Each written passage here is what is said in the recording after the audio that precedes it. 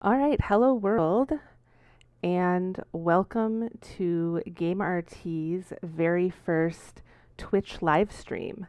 For anyone not familiar with GameRT, we are the Games and Gaming Roundtable of the American Library Association.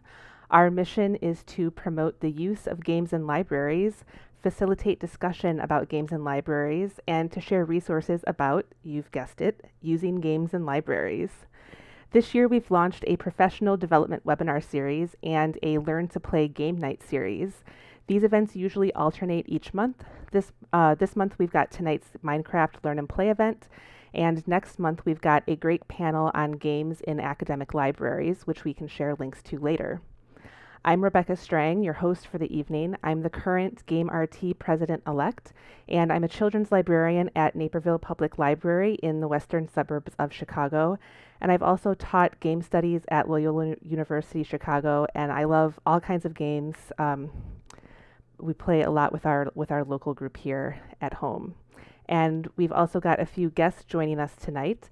Our current GameRT president, Thomas Foss, is with us.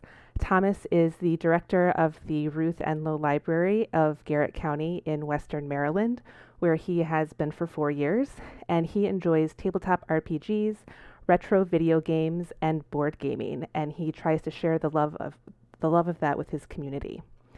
We also have two folks from the Tom Green County Library in Texas with us tonight. Vanessa Hartel has been with the Tom Green County Library System for 9 years, and for the past 5 years, she's been the head of the Young Adults Department. Vanessa enjoys the usual librarian pastimes, such as reading, gaming, learning new things, and trying to pet every cat she sees. And I think Vanessa and I are probably nearly twins in that department. And then we also have Casey Dees, who has been an avid librarian geek and Minecrafter for 10 years and counting. And he's the supervisor of the STEAM Central Makerspace at the Tom Green County Library and enjoys spending his time telling his coworkers and patrons, I'm not just playing, I'm learning. And A is Casey's favorite letter in STEAM because art provides the human element that connects the other subjects together. So, welcome everyone, and thank you so much for joining me tonight to play and chat about Minecraft. So, the first thing I wanted to do to introduce folks to Minecraft, if you've never looked at Minecraft before, but you know that it's something popular with tweens and teens, and you want to get a look at it, I'm going to do a brief overview of the Minecraft website so that when you go there yourself, there's something familiar that you're looking at. So let me share the website really quick. All right, so this is Minecraft.net, the About Minecraft page, and you can find everything you need to know pretty much about Minecraft here. Minecraft, if you want to get Minecraft, you can see all of the different versions of Minecraft. You can play Minecraft on a computer, on a mobile device, a console, and when you click on them here, you can see the different versions. So on computers, you can play Minecraft Java Edition, which is the original version of Minecraft. And then the newer version is Minecraft for Windows 10, which is what I will be playing on tonight. But you can also play on mobile devices, both Android and iOS. And then on console, there's a lot of options that you can play, from Xbox to Nintendo Switch to PS4 and even on the Nintendo 3DS. So there's a lot of ways you can play Minecraft. Minecraft can also be played cross-platform, which is really nice. So tonight we will have folks, I'll be playing on my PC, and we'll have Vanessa and Casey, I believe, are playing on a Switch tonight. So we'll be playing together cross-platform, which is really excellent. It works really well if you've got tablets at your library. You can have some kids playing on the tablet, some kids playing on the computer, some kids playing on a Switch, and it works really well. There's also a community area on the website where you can get community news.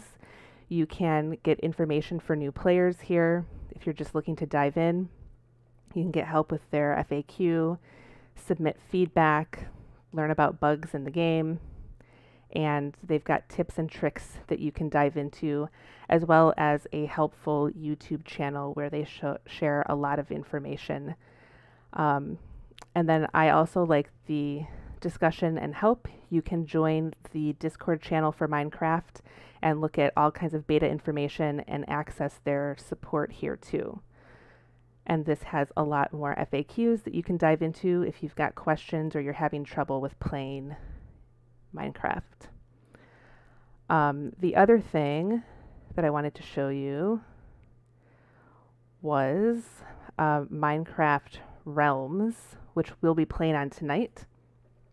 I use Minecraft Realms Plus, which is an easy way to get a server going if you do not want to run your own server and build that manually, which is an option.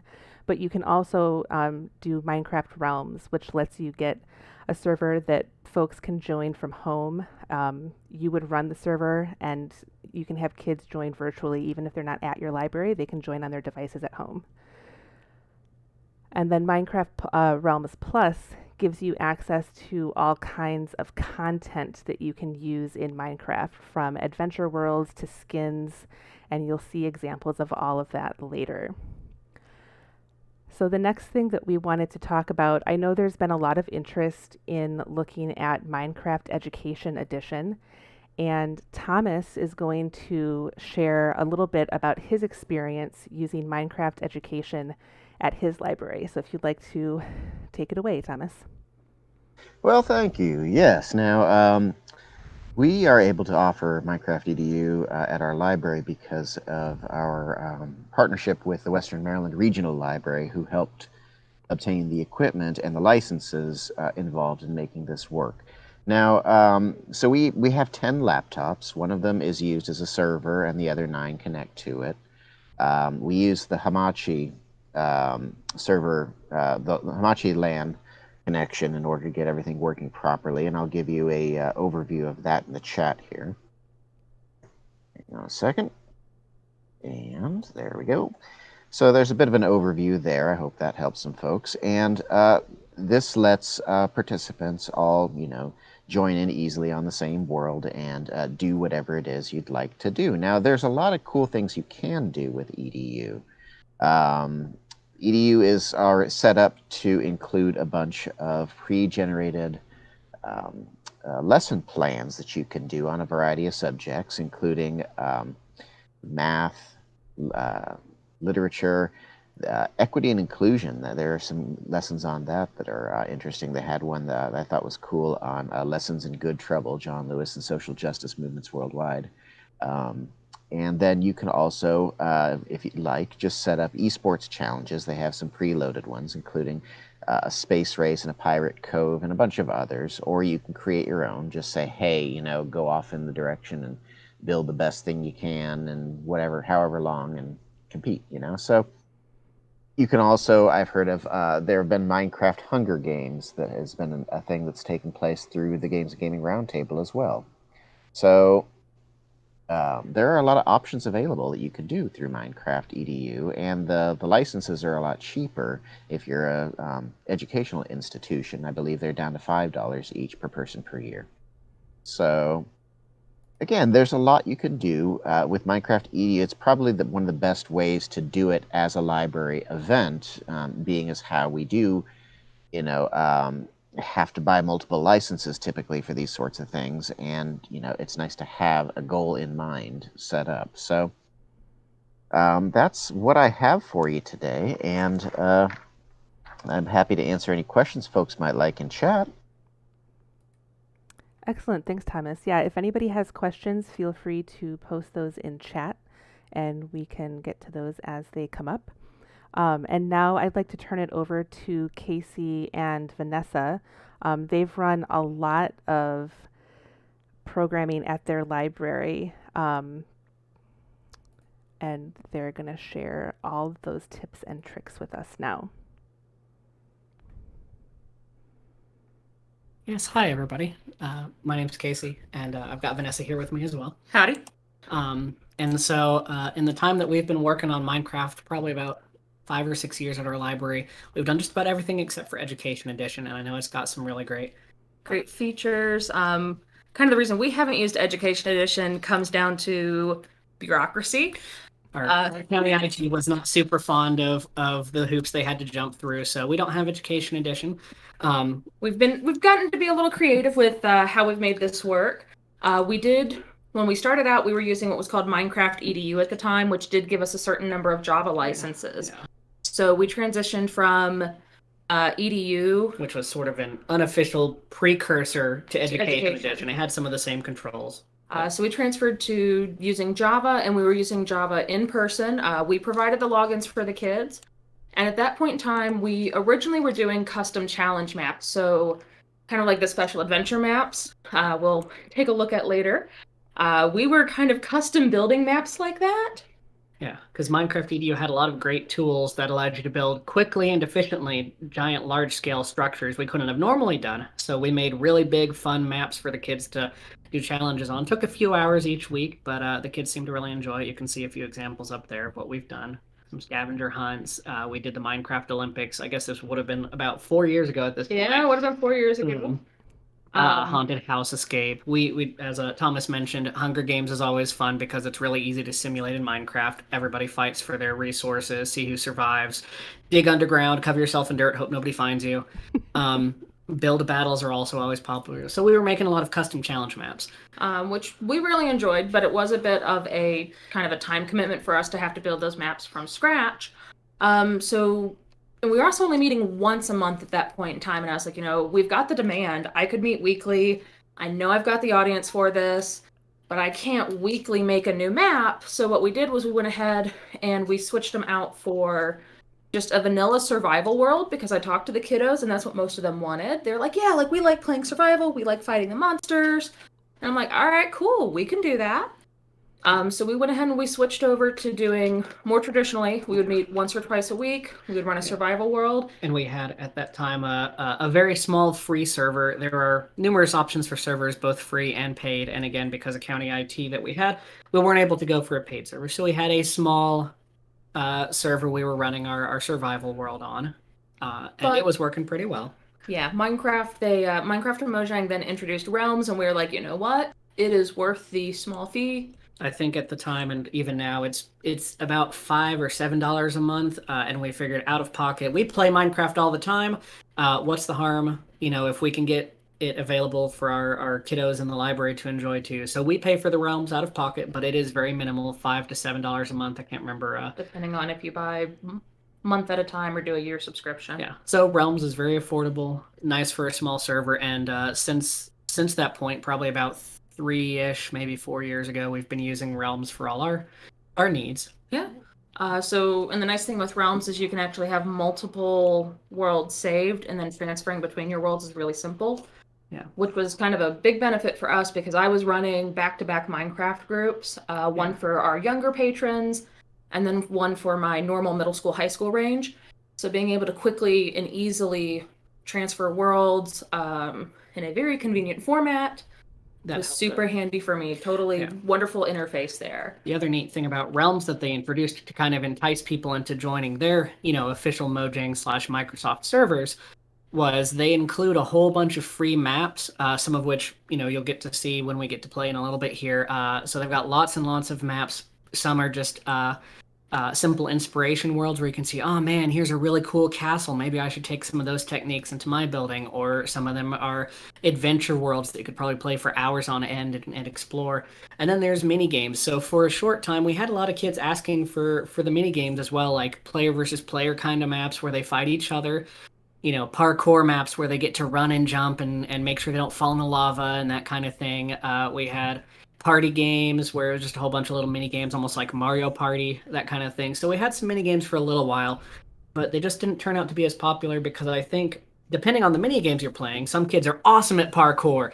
Some of them just don't have the dexterity to pull it off. So we'd play a mini game, and some of the kids would have a great time, and some of them not so great. So mini games are awesome. But we found out that the kids definitely, overall, the audience we had, we kind of went back to weekly survival worlds, but we didn't just stick to survival worlds. So every once in a while, normally based off of the school year, because we are a public library, so we always increase our programming during school breaks, we'll run kind of week-long Minecraft camps. We've done a couple of these where we focused on commands, and commands are kind of like how Minecraft is coded. Yeah, it's like in-game coding. Yeah. So we've done some command camps where we walk the kids through how to, using JavaScript, type out, blah, blah, or essentially JavaScript, sort of. In-game, how to, hey, I want to, every time I take a step, I want all the blocks around me to turn to sand so I can just walk along and make my own beach. Some things like that. Which was pretty cool, but also a little bit, I don't want to say frustrating, but it was very eye-opening, the amount of extra assistance we would need to make sure all the kids were able to keep up, because some of them took to the coding like ducks to water. Some of them definitely needed a little bit more help. So we did a few command camps, a few kind of redstone tutorials. They were enjoyable, but be prepared if you do anything with commands or anything like that. You need to be very patient. Yeah, and that's definitely more, I would say, advanced on the instructor's end. Yeah, a lot more organization. It's a lot more organization, a lot of troubleshooting, but they're really rewarding programs. And then last summer, when COVID hit, we kind of changed some things around a little bit. Yeah, we've been doing in person weekly, summer long. We've been running Java in person, but with COVID, my young adult space is very small. It's a small enclosed room, and they're like, hey, not necessarily safe for you to reopen. Do whatever you can do. And I was like, well, Minecraft actually is, a virtual digital thing. And talking with a lot of our kiddos, they actually were using Bedrock Edition at home. Bedrock being the version that is compatible with all the consoles and Windows 10 and stuff like that. Java is just on the computer. So we knew we had kids at home who were using Bedrock, and we're like, well, this is accessibility because our kids who don't have a login won't be able to join us. But the trade-off then is the kids who do have accounts are able to join from home. They can play comfortably on the system that they know best. We had kids who would come in to play on the keyboard, and it would be, foreign to them. They would try to play Minecraft and get their hands all twisted up because they didn't recognize how to play. But then you put a controller in front of them, which is what they normally play with, and ta-da! They're great. So they got the benefit of playing from home on the system that they were most comfortable with. And honestly, I guess for the last year, that's what we've been using, is a virtual program with Bedrock because of its cross-platform capabilities. And then the other thing that came about from that was we actually reached a new demographic. We had kids who had never joined us in person, joining us virtually, and they're like, well, we really like creative. Can you do something with creative? And we're like, yeah, of course. So I mentioned that we normally do survival worlds, and that's exactly what it sounds like. You get dropped into a world with very little resources, and you have to build everything yourself. Yeah. Every block you gather, you can use towards your shelter. You have to make sure you've got your own food. You have to build your own weapons. You have to mine. You have to craft, etc. But creative mode, yeah, it's just kind of like you have access to almost every single thing that's already in the game, and you can build some amazing stuff without having to do the grind. Yeah, no limits. It's more of like a blank canvas, and some of the kids were really interested in that. So we've run some weekly camps with that where we'll be like, hey, this week we're going to build a city, and we'll talk about districting, and okay, you have a residential area, you have a business district. We did a winter world, we did kind of an island getaway, and then this summer, if anybody uses CLSP, you know that it was Tails and Tales. So we thought we would create a zoo in Minecraft, since zoos have animals, Tails and Tales, animals, and then Minecraft does have a lot of animals. So we had the kids create enclosures for their animals, have them put up. We asked that they put up like little fun fact signs about the critters too, so we kind of included that component. Yeah. And we ended up having a lot of gift shops and arcades and stuff too, because apparently that's what made an impression on some of the kids when they went to the zoo. But yeah, so we spent this summer with the kids having them help us build a zoo in Minecraft. There's all kinds of really cool creative camps that you can do. We'll share. I guess we can go ahead and go to the next slide. Yeah, if we'll hop on to the next slide here. We've covered a couple of those things. The Minecraft zoo sounds adorable. It was. I was so excited when they announced that theme. I was like, oh, I know what I'm doing that summer. So there's a lot of things that we ask ourselves before we run into doing one of these programs. Yeah. And obviously this is going to very highly depend on what resources you have available, what time commitments you have, what your audience is like, and just starting out, you may not know right off the bat. We ended up, as you saw, we've done a wide variety of different programs over the years, and some of the programs we've run multiple times, they do really well one year, they don't do as well the next year. So it just kind of depends as it comes and goes. But we do ask.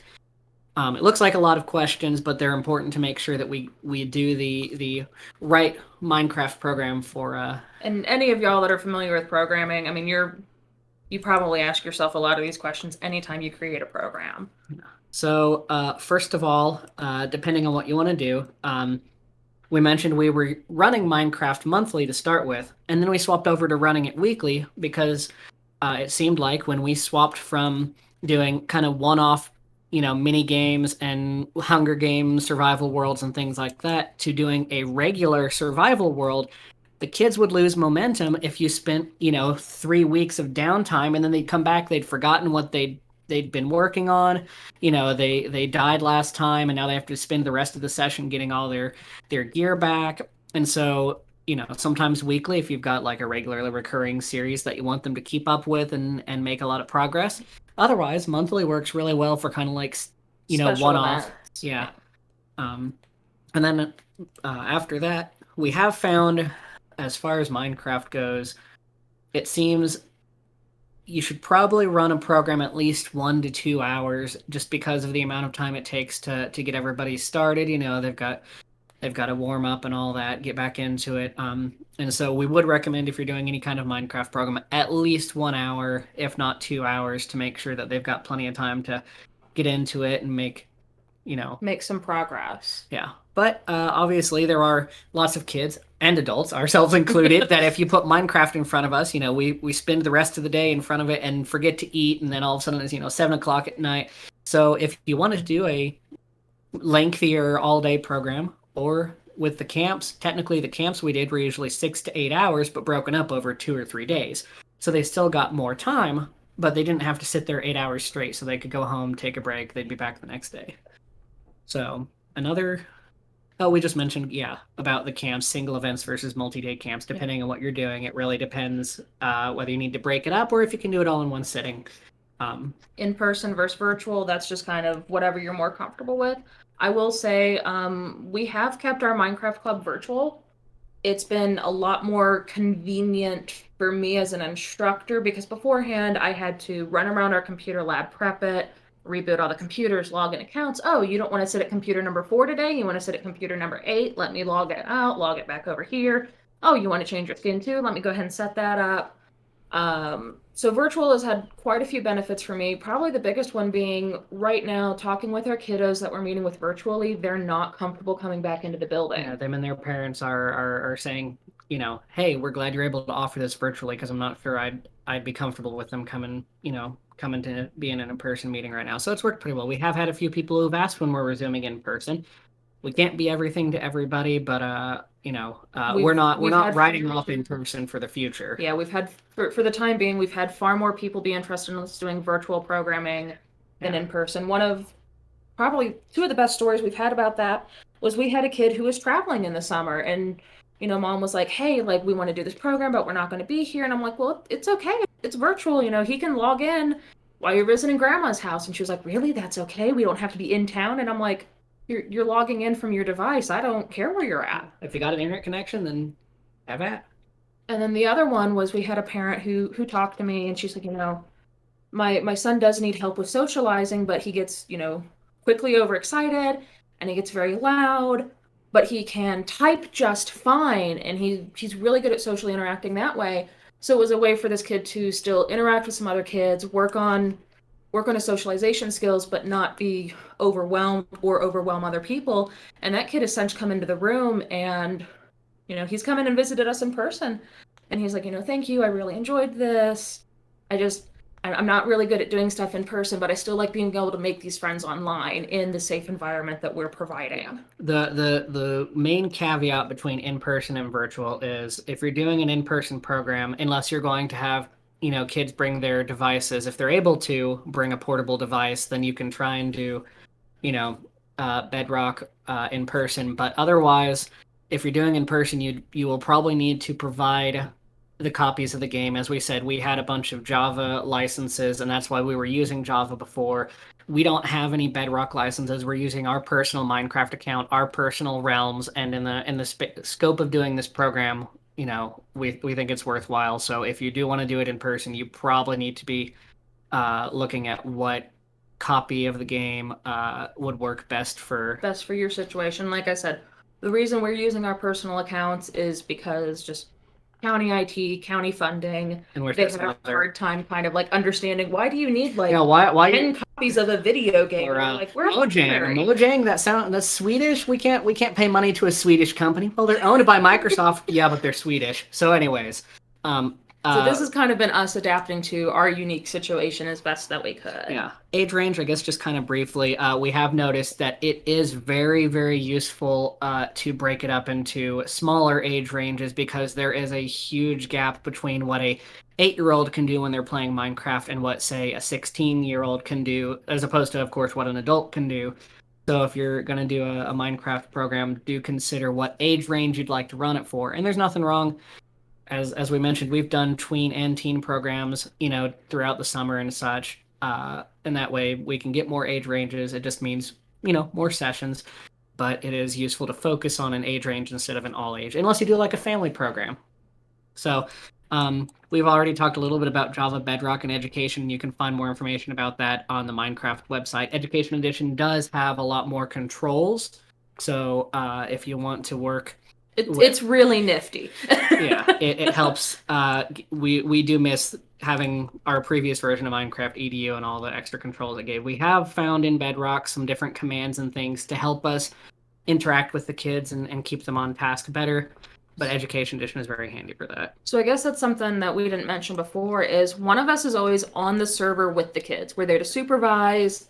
Bedrock is pretty cool because it does have some kind of auto censoring built in. So if you try to type in a phone number or a credit card number or give like your proper name or an address, it does kind of some things it censors. Yeah, it censors that out. So you don't have to worry too much or there. profanity. Profanity filters as well. And that's just native to Bedrock. Oh, yeah, sure, absolutely. Yeah. If I might jump in here too, I just also wanted to mention that our experience doing Minecraft EDU was in person effectively. We set up a LAN, and so we were in the room with everybody who was participating at the time, so that made it easier to help monitor what was going on. But of course, that doesn't translate well necessarily into a fully online experience. So just wanted to toss that in. Yeah, no, we absolutely saw that too. It makes a big difference. Being in person with them, something about having an adult in the room with them kind of keeps them a little bit more in check. Mindful. Yeah, they're mindful. They're more mindful. So if you do in person, you probably won't have nearly. And I'll say this: we haven't had any issues. Because our kids have been very nice. Our kids, they're really nice. They're pretty mature. I think we've had one kid who wanted to go around blowing everybody's faces up. And the nice thing is we were able to put him on visitor mode, which essentially means he couldn't do anything. He could just look. He couldn't touch.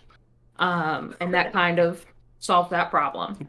Other things, we mentioned mini games earlier, cooperative versus competitive. It depends if you want everybody to build together. Cooperative makes for a good social experience. Competitive obviously brings excitement, but then as with anything competitive, there's winners, there's losers. It can be a little heartbreaking at times. So if you want something fun and exciting, mini games are great, but cooperating together is always fun. We've mentioned these words multiple times: survival, creative, mini game. So just depending on what you're looking for, survival is pretty popular with the kids, but if you've got a lot of imaginative kids, creative works really well. Free play versus guided, obviously. If you want something freeform, just set the kids loose in a world. They can usually come up with their own goals, or in the case of a camp, come up with some themes for them to follow, some prompts. We mentioned redstone and commands. They're not essential for playing the game, but if you do play, you might look into redstone, which is a pseudo electrical current kind of wiring system in the game. Kids love to play with it, and it doesn't hurt to know a little bit, so you can help them troubleshoot. And then commands are, as we said, in-game coding, which if you're not using Education Edition, it might be useful to know some commands to help teleport students or mute them temporarily if you need to, etc. Vanilla just means the basic game. Mods and data packs, there's thousands and thousands of different options for making Minecraft look completely different. Like there are mods that just turn it into an entirely different game, and there's a lot of those available, say in in Bedrock through the Microsoft Store. In Java, you can find them for free, but you have to figure out how to install them. And then you don't have to, if you don't have copies of the game or want to expand it beyond just playing Minecraft, there are so many cool activities you can do, like making papercraft Minecraft blocks. You can do, coloring activity pages for some of the younger kids. We've had kids ask us, we've showed them how to make skins, which means what their player looks like in the game. They can make their own custom skin that represents them. You can use Minecraft to make machinima and other animations. The possibilities are pretty endless. You don't have to be directly playing the game to make to be a Minecraft doing lab. Minecraft. Yeah. The rest of these resources kind of in this slide. If you want to hop onto the next one, we'll just go over very briefly, and we can share the link in the chat if Rebecca hasn't already. But we linked to some of our favorite resources for building inspiration, which include Planet Minecraft, has lots and lots of things you can download for maps, skins, texture packs, mods, etc. If you've ever tried to make a banner in Minecraft, you might know it's pretty frustrating. They've got a banner editor, which really, really helps. Things like that. Reddit, of course, is a bountiful source of inspiration among other things, but these are a few of the different Reddits that we like to look at for building. The main Minecraft one is good for keeping up with building trends, and memes, of course. So if kids start, oh man, yeah. So if kids start spouting Minecraft memes, or they're like, "Oh, have you seen this building tutorial?" You might hop on the Reddit periodically to see. Same with Minecraft builds and detailed craft, just different levels of detail. That link there for the TGC Library Minecraft Club has some of the videos we've made in the last couple years as we record the camps. So something that we like to do periodically when we run a camp is we do make kind of a little video showing the world and the kids build off, because we don't leave our server open all the time.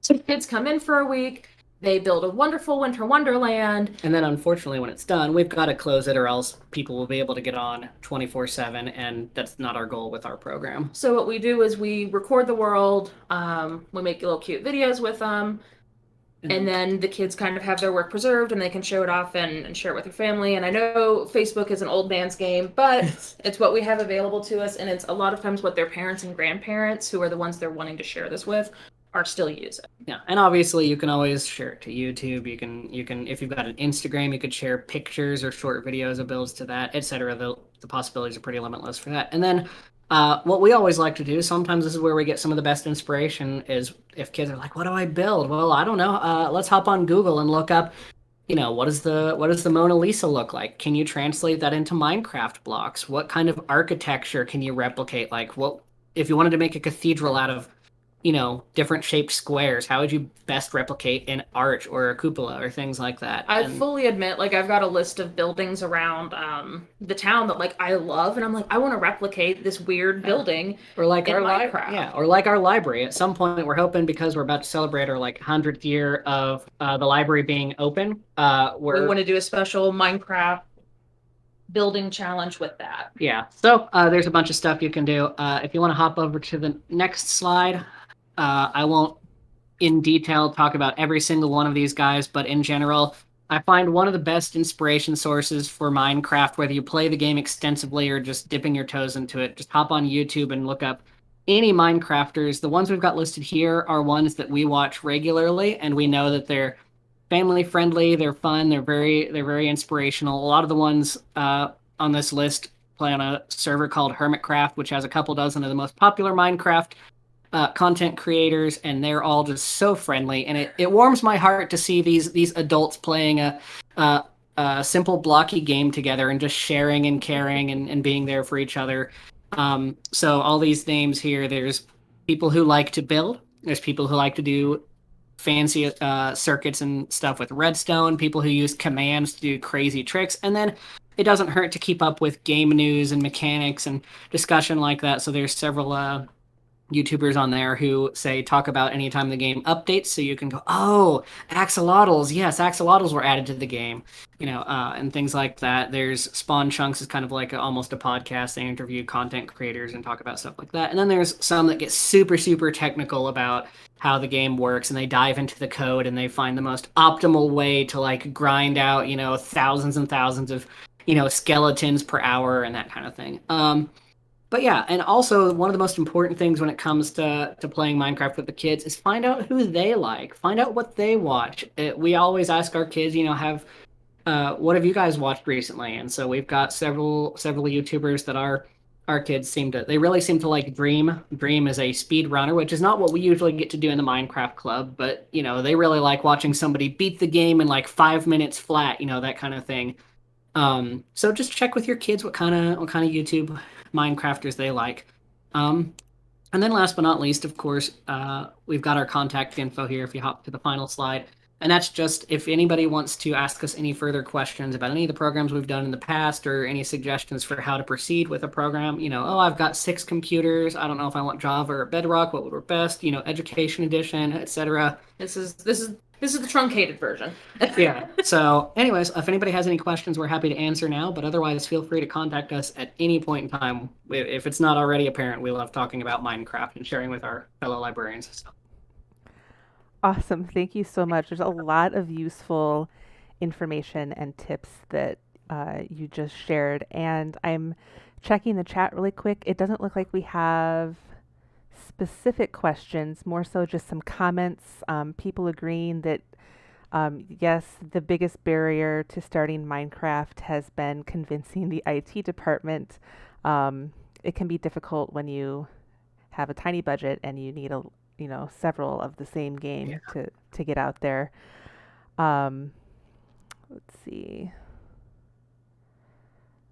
Someone excited about Mumbo. Hey, Bumbo Dragons. Thomas says, I totally did that last place I was working. Was that the building the library, Thomas? Yes, actually, I went ahead and just completely replicated the library as a building, and it turned out pretty well. That's awesome. Yeah, that sounds like a really fun project, and you can replicate anything from the real world into Minecraft, and building challenges around those is super, super fun. I really love the Minecraft zoo that you guys talked about. That sounds amazing. So, unless there are any questions that pop up, I think we can dive into some gameplay then. I had a quick comment, if it's Yeah. all right. Yeah, go for it. For those who haven't seen it, you should check out the Uncensored Library. That's a Minecraft. That's a fantastic. Yes. Right. Yes, that you can download, and basically it reproduces censored materials so that people who live in countries that can't otherwise access them, a lot of the time the governments don't censor Minecraft, so it's a way around it. And I just think that's just the coolest thing. Yeah, I popped that up on the web browser here. It looks amazing. So definitely check that out. Alrighty. So, gameplay. Let me get my game going. And I know Vanessa and Casey are going to jump in. Amber, if you still wanted to jump in, feel free. Thomas, same. I will get my server going here. Say the word and we'll hop on. All right, so the screen that I'm sharing now, this is what I see once I've logged in to Minecraft, and I have Minecraft Realms, so I can see the realms that I've created. You can have a subscription to more than one realm at a time if you need to have more than one realm up. I just have a subscription for a single realm. The worlds below here are just all of the different worlds that I have saved. I've got a world here that I play with my little cousins when they're here, so I have it saved. So next time they're over, I can make that realm active and we can pick up right where we left off. When you go into the settings for the realm, you can have 3 different worlds that you can kind of toggle between at will without having to download or save that content. You can just turn these 3 on or off however you'd like. And then in the manage realm area, this is where you can name your realm. I just have a generic name here, nothing super fancy, and you can give it a description if you'd like as well. On the members tab, this is where you can see who has access to your realm. So these are some of my friends that have access to the realm, and this is where you can change whether someone can be a visitor, where they can access the realm, just look around. They cannot change anything in the realm at all. A regular member is somebody who can join the world and they can build and break blocks. They can attack mobs and other players if you have friendly fire on. And that's just a normal, plain Minecraft. And then you can also make someone an operator where they have the ability to set player permissions, and they can use commands and have a little more control over the world, like you do as an admin. So those are the different options for setting access, and you can do that individually. Like you can see this person has operator permissions on my realm, but everybody else is just a regular member. If you don't want someone to have access anymore, you can turn that off here. So that's how that works. And if you need to share the link for your realm, you can click on that here. I'm not going to do that right now because it'll just pop it up onto the screen. But that is just the basic realm management. And then in the subscription area, you can see the settings and manage your subscription that way. So the first realm that we're going to look at is this Minecraft Realms Celebration map. This is an adventure map that you can purchase in the marketplace. And it's a just ready to play adventure map that is a lot of fun. So if folks who are playing want to jump in, I'm going to activate this world and we can play.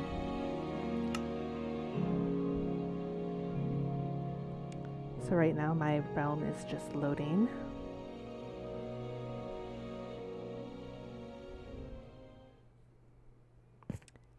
All right, so this is where I pop in.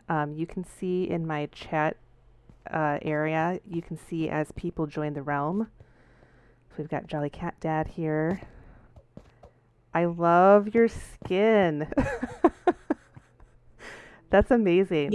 Yeah, it's one of the benefits to, if you do subscribe to Realms, it has a whole bunch of skins that you can use, so you don't just have to go with the default Steve or Alex skins. And this was one of them, and I'm very pleased I have it. So. Yes, I have a black cat, so it reminds me of my cat Franklin. I can change my camera angle so you can see what my character looks like. I've got a little terrarium backpack and a little rainbow sweater. I like playing in first person most of the time. I find that playing over the shoulder is a little weird sometimes for me, although it does give you can see more of what's going on around you. And here we have Vanessa. Hey. You look lovely. Thank you. So this was a free skin a while ago, so every once in a while the store will do free stuff, and I like to get skins when I can. Yeah, keep an eye out for those. Yeah, the backpack that I have was a free promo thingy that they did, and then if I switch to front, I've got some like furry boots on that you can see the bottom of that were a free thing that they offered. So yeah, they offer free stuff from time to time, so definitely keep an eye out for that. So this celebration world, let me go back up here. When I first popped in, I was staring at this book. So you can read a book by right-clicking on it. And I'm just going to read this for everybody. So there's 2 pages here. The first page says, Yahoo and welcome. Join the celebration. Lots of mobs have shown up to celebrate with you. They might have brought some Eyes of Ender. Each of them have something fun to do. They are standing right outside. Go check them out. If you find enough Eyes of Ender, we can open the portal on the roof of this building. So that gives you a little information about what this realm is going to be all about. So when we go outside here, you can see this world is built just with all these giant recreations of mobs that you would find in the Minecraft world. And you guys are stepping on some plates right now that are setting off some fireworks. Those are really fun. And they've built, looks like a piano down here, and I can see some pressure plates, so I'm going to run across those. The sign says happy birthday.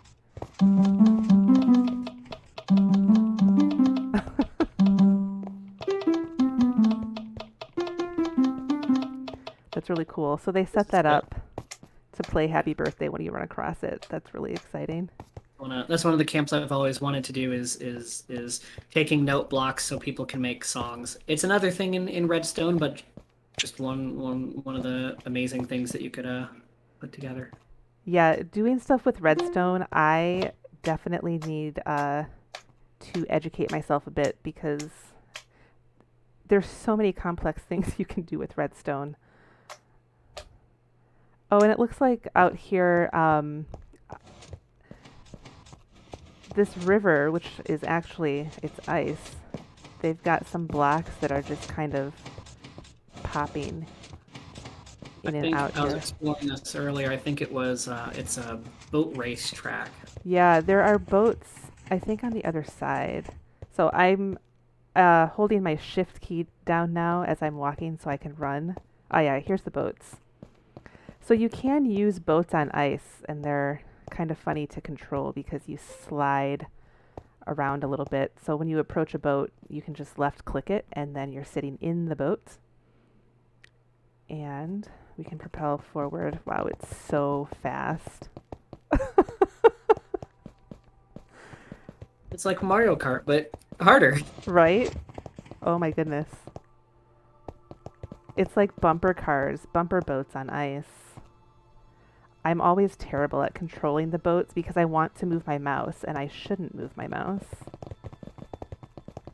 Just use my... Definitely one of those things where using a controller might be easier. And if you have motion sickness, I'm sorry. Yeah, that is one thing. Some people do get motion sickness from this game. So play for a little bit and take a break if you need to, and definitely talk to your kiddos about that. All right, we've got some chests here. I'm assuming these are just more boats. Wow. So if you had a huge group of people, they only put 6 boats out here, but you could grab more if you needed more boats. So which animal do you guys want to go look at? They've got the pig. There's the zombie snowman thing. I forget what that's called. Golem. The golem. Let's see. There's a panda. So the panda one I looked at before, and the activity for it looks so difficult because you have to jump to get all the way up to the top of that panda. Jumping on bamboo. There's a chest somewhere, and yeah, you have to jump on the bamboo. They've got little platforms, and so it's really difficult. I got like 5 levels up, and I just kept falling, and I had to walk away from that. Yeah, parkour's not my friend. Yeah. So maybe not the panda. Maybe not the panda. I agree. There is a zombie invasion if we want to go check that out. It's in the other corner. And then we can walk around and see these other things as we go by. But there's a pig. Actually, the pig one might be fun because it's a pig race. You guys want to have a pig race? Yeah. Sure, let's do a pig race. It might be easier than boats, maybe. So, in theory. In theory, yeah. So there are carrot on a stick in this chest if you want to grab one. So with the pigs, these already have saddles on them. Normally, you can't just ride. I mean, you can ride pigs, but you need a carrot on a stick to make them go where you want them to go. So it's the same as the boat. I'm going to right-click to jump on there, right-click to open this gate, and if I get this carrot on a stick out, the pig will go where I am pointing. Oh, hello, pig. This pig is just out here following you with your carrots on a stick. Sure. We'll have a ghost over here then. So I guess whenever y'all we can. Oh, Amber has a question. She's asking, how many people can you have on at a time? So you can have 10 friends on your realm at a time. The operator, the owner of the realm doesn't count, so you can have 10 Right. people plus yourself. Yeah, and that's just the number of people you can have at a time. You can have more people invited to your server than 10, but just only 10 guests actually online at a time. So Casey, you are over by the start button. You want to Sure. click that and we'll see what chaos Right, if awaits. you guys are ready. Okay, Yeah. here we go. Let's go, pigs. We can go faster. If you right click with the carrot stick. All right. Oh, zoomy! Yeah, pig Zoom, turbo. pig. Oh, And apparently they can climb vines. oh Like goodness. most people can. Definitely the most effective way to get around. Oh no, I'm suffocating in a block. Okay. Oh no, did you lose your pig, Vanessa? I'm not on a pig anymore. You're cheating. No wonder I was having such an easy time. Where'd you go? Why are you down here, Franklin? Franklin, don't do me like this.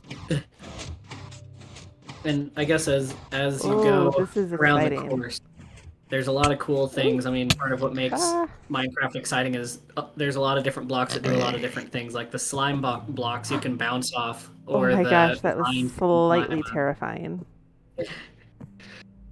So, You just yeah. have to trust that the slime is going to save you. Let's go, Oh. pig. I'm gonna guess that I made it because my pig is gone now. It's just me. Pigs can climb ladders, apparently. Quite talented. Some pig. My pig just disappeared when I got up here. Yeah, and then so we made it to the end of the race, and the whole thing with this map is that you can collect Eyes of Ender from each event and then open a portal where you see those two giant Endermen on top of that central building where we started.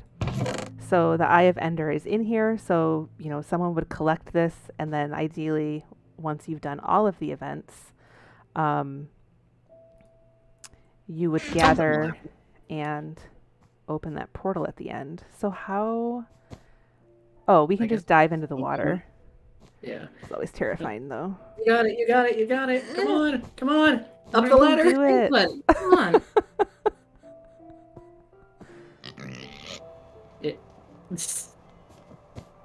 Oh, okay. That's fine. Franklin can This take it works. Bye, Franklin. So yeah, now There's- we're up here. If you dive into water, you don't take any damage, which is lovely. And that was that event, pig races. One of the many things you can do in Minecraft. Yeah, I hadn't played this map until a little bit earlier today. I wanted to check it out. There's a lot of really cool activities. So if you're not Right. sure what kind of mini games your kids might like, this would be a good one to start with. To say, hey, here's pig races, here's parkour, here's zombie race, zombie invasion, and depending on that, maybe they'll be able to tell you what kind of games they Kind of stuff I prefer. like. Yeah, they also have these just white open spaces, and each building. space has blocks, tons of blocks, so that you could have little building competitions to build various buildings. All kinds of different blocks in here. And if you run out of something and you need more of it, they have it programmed so that you can just click this button and it'll restock the chests, which is lovely. Looks like we're building an emoji. Awesome. Yeah. Close enough. It works. So that's that event with the white spaces. Oh, the event by the golem is actually really funny too, because you are racing around on boats trying to get the golems into your boat and back to your base. And I think whoever collects 6 of them, whoever gets 6 of them back to their base first, wins. But getting up there We is can a master the bit parkour on the way up. of a challenge. Let's see here. Snow golems, what's Oh, kind no. of neat is obviously there's a lot of bad bad dudes in Minecraft, but then there are some guys like snow golems or iron golems that you could construct, and they'll help you. So the snow golems toss snowballs at zombies and skeletons when they come towards you. So there's friendly mobs too. I'll set my spawn point. I'm not going back down there. Right? I do love that they have these. Your spawn point is where you will show up if you die. When you come back, Here, I'll die. Okay. Your spawn point. Well, I thought I was gonna die. I took less damage than I thought. Well, There's anyway. a campfire up here. Okay. But yeah, if we want to do the snow golem event, you guys can. He's holding a All little right. So lantern. they've got some instructions here. There's a button to start the game. And then the instructions just say race to collect snow golems in your boat. Bring them to your base to score points. First to 6 wins. So, shall we claim colors before we hit start? Do we all want to? Here, I'll just come run over here. I'll take lapis lazuli. I'll be humble. I'm not going to take the diamonds. I'll go to the far side, so you don't have to go that far. Are there 3 boats over there? I only see 2. That's 1, 2. Huh. Okay. Interesting. Is this a boat? Hey, there's a boat summon button. There's a boat on a boat. Okay. And a lot of these things that seem like magic are commands. So by hitting these buttons, there's some coding behind the scenes that pops in a boat from nowhere. Yeah. So yeah, each time you get a golem, you got to pop out a new boat. So I'm going to hit start. If you guys could wait until I get in my boat. Yeah. I guess. All right. So I hit start. So the little golems should start showing up. So you got to get them in your boat and then bring them back to your base. So this is one of the easiest ways to transport creatures around the map because if you pop them in a boat, you can drive the boat over land, just like in real life. And you can take your animal friends and your snow golems and your villagers anywhere you want to go. All right. So actually, let me change my point of view. You can see I've got this little golem in my boat now. So I need to get him back to my base. There we go.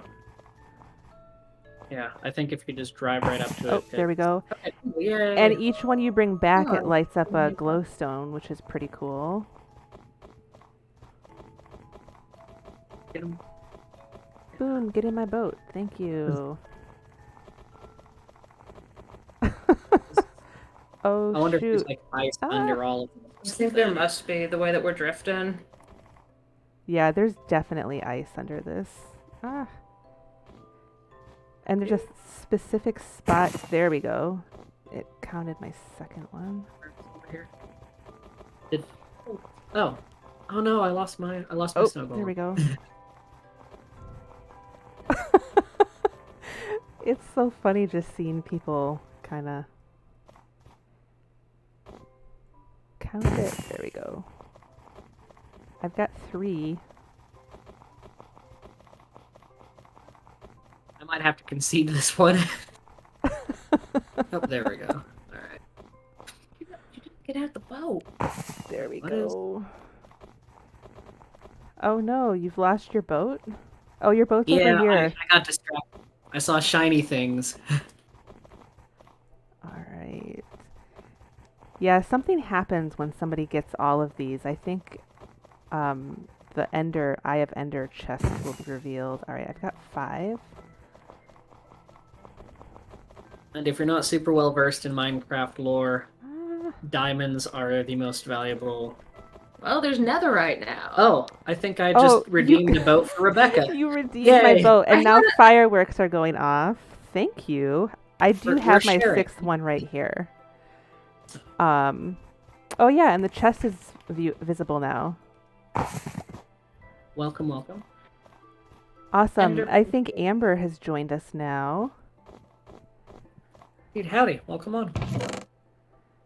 Is there an eye in there?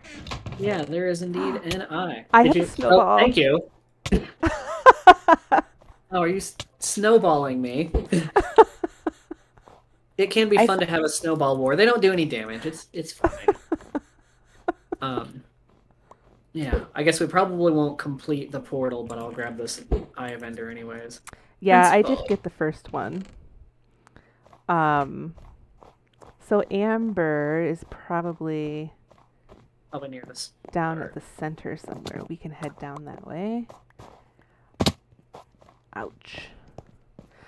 The other thing, so I just took some damage, and you do need to eat in Minecraft.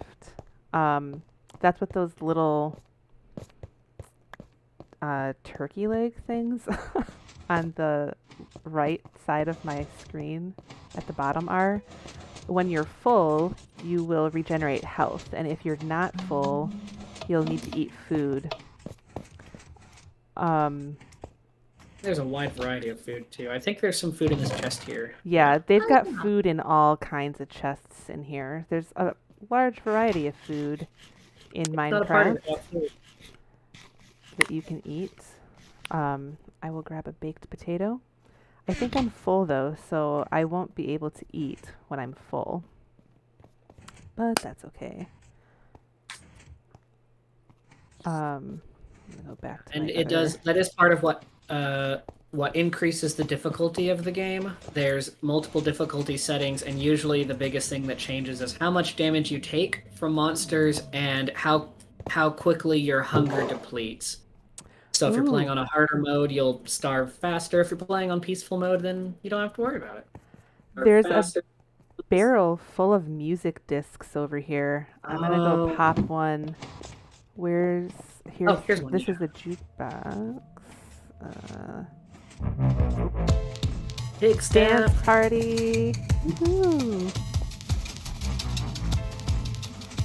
Unfortunately, emotions in Minecraft are pretty limited to squatting and punching. Well, because we're on Bedrock, there is the Oh yeah, you can The do emote. stuff. Yeah, I guess one of the things you can buy in Bedrock or get from achievements is there's a few emotions of some kind. Feels a little unnatural, but It really does. There's Amber. Oh, Hello. We're having a dance party. Woohoo, dance party! Finally made it into Discord too. Awesome. Glad to have you here. So I'm gonna turn the music off. There we go. Well, do we want to look at some other stuff here? There are two other realms we'll eventually look at tonight, but wow, there's so much stuff. Oh, the Yeah, zombie there- invasion. If we wanted to go look Yeah. at that, yeah, Make that sounds sure like a good idea. everybody's So we can gorgeous following. Yeah, we can maybe look at some combat. Do you want to do the zombie invasion with us, Amber? What was that? We're gonna go look at the zombie invasion activity. If you wanted to follow us over there. That would be okay. That's a cat.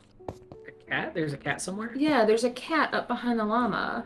I was trying to figure out what mob that was. It's a Oh, laying down. so there's a creeper event where you have to get through a creeper maze, and there is a cat in there, I think, because creepers don't like cats, so you can use cats to kind of propel creepers away from you. But the zombie invasion is over here where Casey is going. And here's some more of those white areas. So it looks like they have 8 or 12 of them in the game. Yeah. 6 on each side. So everybody could have their own little section. And 12 is great because so you can have the host plus 10 guests, and with 12 spaces, you could have a model set up and, tell people that they need to replicate it, and whoever replicates it the fastest wins. So that's what the 12th space could be used for. All right, zombie invasion. Let's go in here. We've got some chests. Gear, everybody. Same. Oh, there's some different stuff. There's a Grab trident. some bows. gear. All right, and then when you hit E in Minecraft, this brings up your inventory, so you can put your gear on. Oops, I need that. I don't need my carrot stick active. I'll So useful. keep my food there. What else do we got? Ooh, a trident. That is super cool. So gear There's is also- actually helpful in Minecraft. Here you can see everybody else has got their iron armor on. The cat with the iron armor is adorable. And then above my hearts, you can see that it's marking my armor rating. So I'm wearing full iron armor, the helmet, the chest plate, the leggings, and the boots. I do not have a shield, but that's okay. Are there shields in here in any of these? No, don't see any. All right, so there's a button out here to end the zombie invasion. The button to Oh, yeah. start it, we've got to go in here. So if everybody wants to come in. And I think one of the most important lessons in Minecraft is to remember to shut doors and gates behind you. Or mobs will get you. It gets So- real nasty real quick. Yeah. Who wants to do the honors of starting this zombie invasion? Go for it, Vanessa. Hit it. Wow, it turned the whole world night. That's amazing. Starts. Oh, here they are. Alrighty. So we are just gonna attack these zombies. They're dropping zombie flesh and experience, which is lovely. Oh, here's some This is more.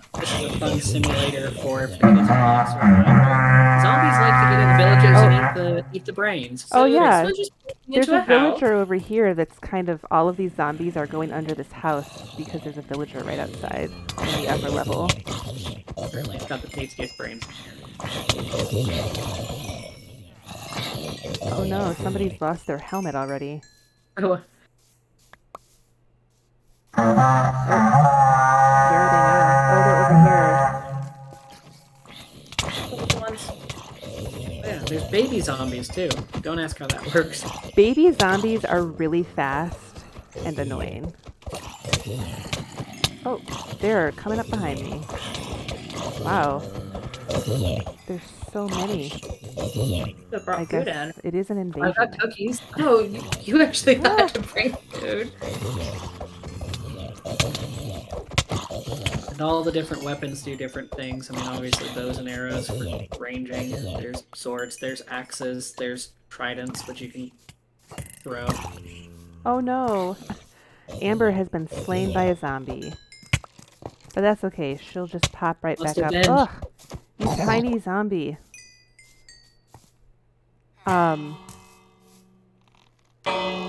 Yeah, I was just gonna say there's a bell you can ring, and if you're in a village and there are villagers about, when you ring this bell, they will run into their houses. Oh, there's a chest here. Oh, did we complete it?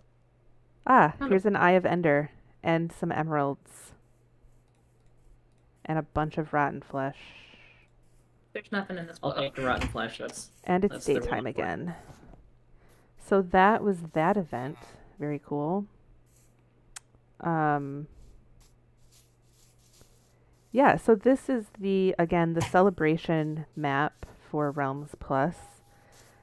And it's a lot of fun. I just loaded the map. All of it comes like this ready to play, which is really nice. So do you guys want to check out the next realm? Sure, if you guys Yeah. are ready to head on out, then let's check out the next one. So, if you have people on your realm and you're going to switch to a different realm, once I switch it out, anybody who's on my realm will automatically get booted. So they'll just have to rejoin once I've activated that realm. So I will exit this realm, save and quit. Delicious zombie flesh. Nom nom nom. And then if I go into this edit pencil, I can activate this other world. We're going to go look at Crystal Falls, which is a survival world. So everybody else is probably getting booted if they didn't already log out.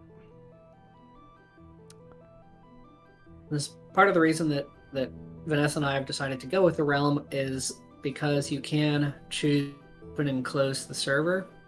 So when Right. our Minecraft club is done, if we were in person, we'd say, all right, everybody go home. But because we're virtual, it means that we can say, hey, you guys have 5 minutes, wrap up. And then when we're done, we can close the realm and don't have to worry about stragglers holding us up. So Yeah, it is very nice. All right, I'm going to jump into Crystal Falls now if you guys are all ready. Joining realm.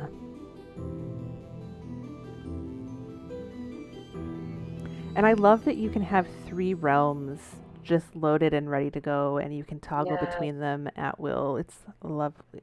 yeah, Oh. I think they did that in the last. Oh, is this the right one? This is not correct. Hang on. Something funky is happening here. I do think the 3 world thing is relatively recent, but it's really nice because when Vanessa and I try to prepare for a camp, we'll usually do a little bit of work to, for example, in the zoo, we made the zoo entrance so the kids could see, this is where Kind we of got some start, building inspo, and we gave them a place Yeah. to get their zoo maps. and so we can have that loaded up and work on that, and then when it's time to go back to the weekly survival world, we just click on over and don't have to worry about loading and reloading stuff. So that is one nice benefit there. I think I loaded the wrong backup for this. Let me try. And that's the other thing. With all of these backups, if somebody, if somebody dies and they lose all their stuff and it's a big deal, you can go to a previous version of your world. You'll lose the work that you've done since that last save, but you can load backups, which is nice. There have been several times where we have had some terrible disasters, and to save the tears, it's better to go back 15 minutes and lose what we did for the sake of keeping the kids alive and happy. Yeah, definitely. Or alternatively, if hopefully you never have a malicious patron, but if you do have somebody who comes in and blows up somebody's house, you can just rewind and help out that way. We try not to do it too often with our kiddos. Just kind of a lot of times we're like, hey, preparedness. Like, you're gonna go fight a big boss monster. Well, you want to take your good gear, but what happens if you lose your your really good gear? Yeah. So it's kind of interesting. Yeah, because if you restore the backup too much, then they start to think, oh, hey, I dropped my sword and I lost it. Can you restore the backup? This happened about 30 minutes ago? No, it was just a sword that was 30 minutes ago.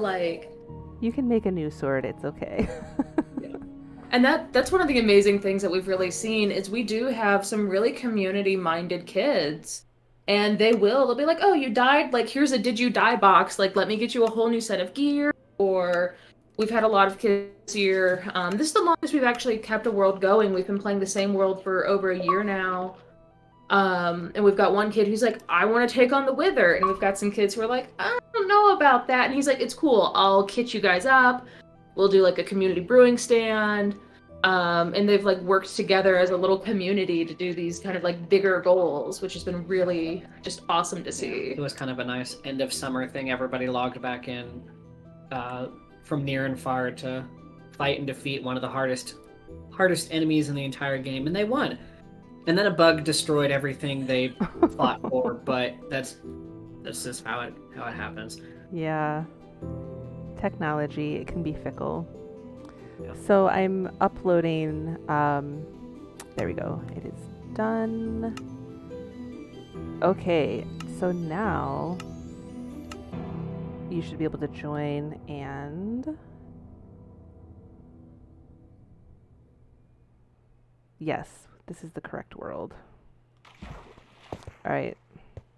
So Nice. this world, this is an adventure world, and the story here is that something, we don't know what, has caused all of the waterfalls in this world to turn to crystal. So all the falls you see are made of glass blocks right now. And you're supposed to figure out what caused it to happen. I have not played this whole thing. I haven't solved the mystery. but it's such a cool world. The only downside is that they start you with a single set of gear in this chest. There is another chest across the way, but we will immediately need to get weapons because there are spawners everywhere. I know where I can get some weapons. Now, is this a survival or an adventure map? Judging from the way that slime is coming after you, Oh, survival. sorry, Well, it's survival. Okay, good. So the nice thing, there is a mode called Adventure where if you really want to preserve the structures in the map and such like that, Adventure means that the kids can't break blocks, but they can pick up weapons and such. But because this one's survival, since there's not enough weapons, I can gather materials from the surroundings and Yep. make some Hopefully more. iron. Make Get some some. diamond ore. And there is a table already made that's in the chest too.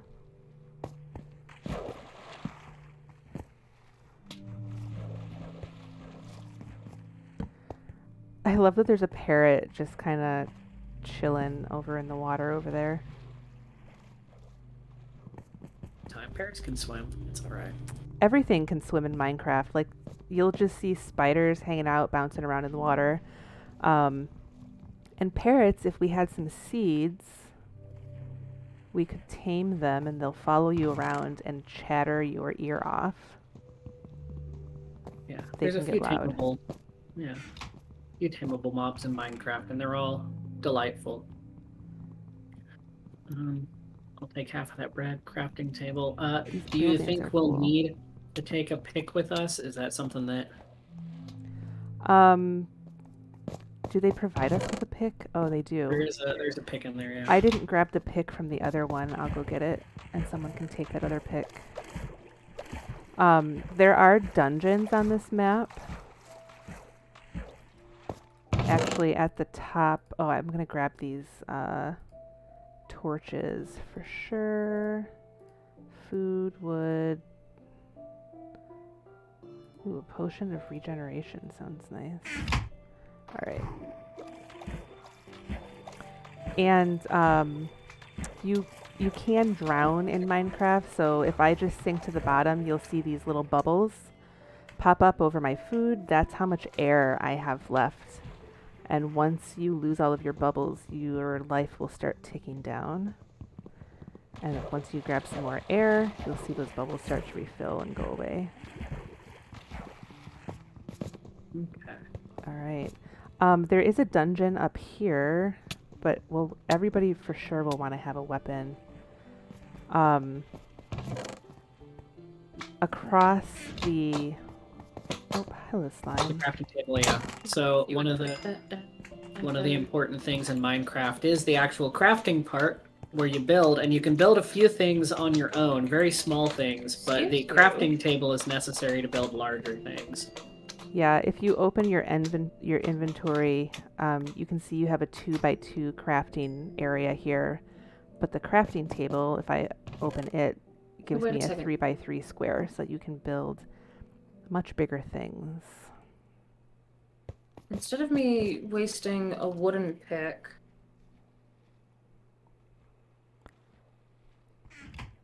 It was good to craft. You... because there's some exposed iron ore. I'm just like, is it worth grabbing the iron ore and smelting it, or is it just use your wood tools?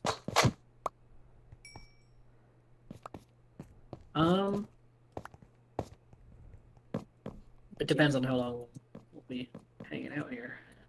Yeah, I think for this one, we can just maybe go in and check out the dungeon so folks can see like what some of these setup worlds like this have, and then we can jump into a basic vanilla server where we have nothing. But I do know that behind this wall is a dungeon. Oh, that's what the pick is for. I gotcha. And normally there are a lot of spawners in this dungeon, and there's lava in the floor.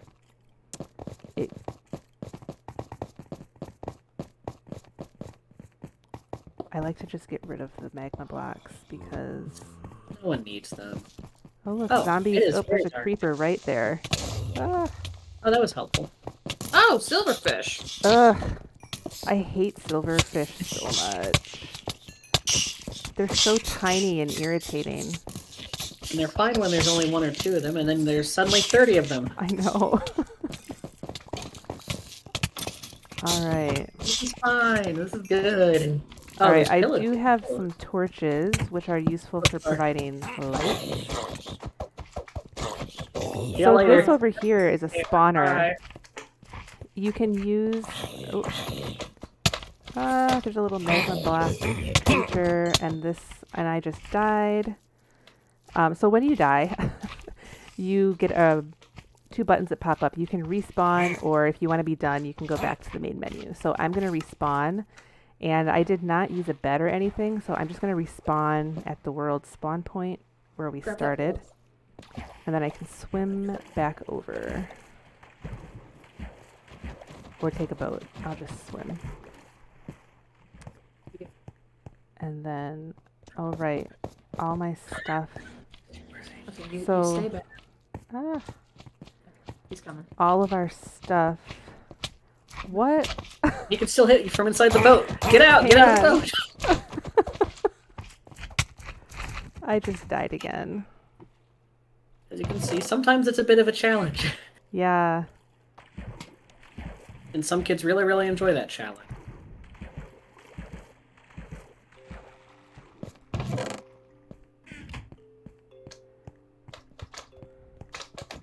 Alright, hopefully my weapon, if I just get back down here, I can hopefully pick it up. My axe, there we go.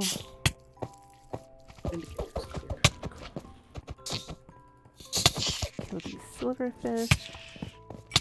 Ah, they're so vicious. Okay. So yeah, there is a spawner back there. I don't have a pick anymore. Go away, guy. If I can get my pick. I'm gonna run back up here.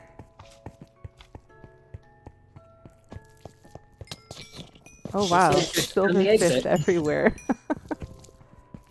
There's a... At least they should be far enough from the stone now.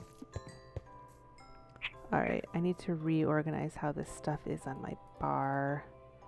Also throw some gear on instead of putting it in my bag. I've got some gear if anybody wants it. Oh goodness, you silverfish. For trapping. So you can throw equipment at people too when you're holding it, and if you hit Q, you'll just throw it over there and then they can pick it up. I'll hear some pants and some boots. That's all I have. Unless someone wants That's a enough. bone. I don't know. You can hit mobs with a bone. He has to kill 3 mobs at the boat. MVP. I love that we have a boat in our dungeon down here. All right, I'm It gonna. works really well for trapping enemies. No shame. All right, I've killed this spawner.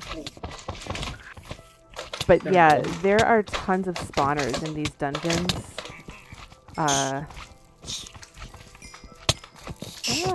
Little silverfish.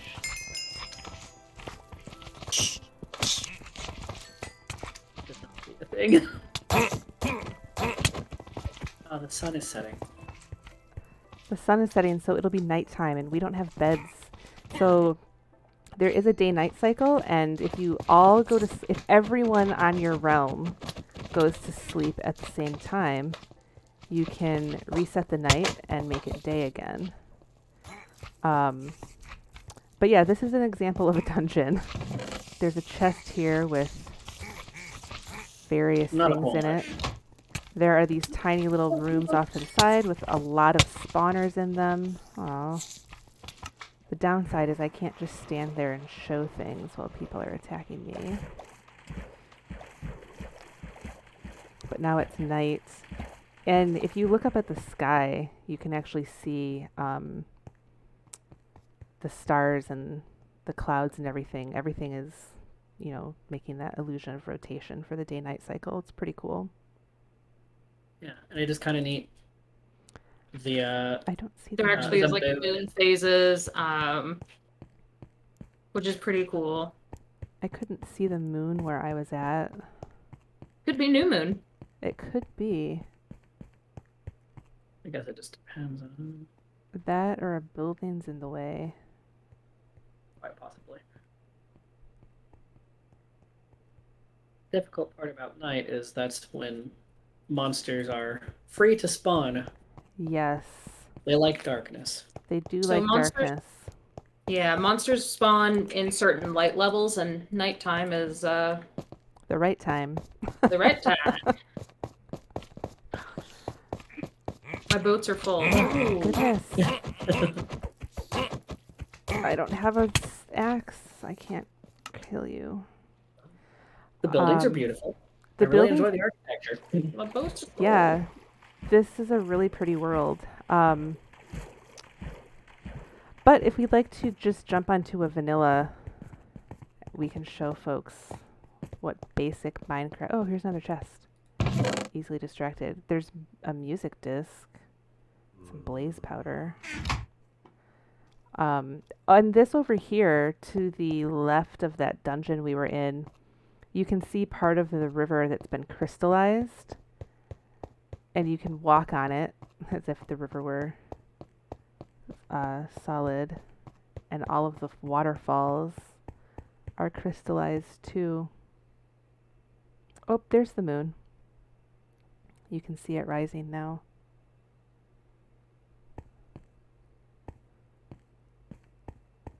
Pretty cool. When you create a server, you do have the option, you can turn off the day-night cycle if you just want it to be day all the time.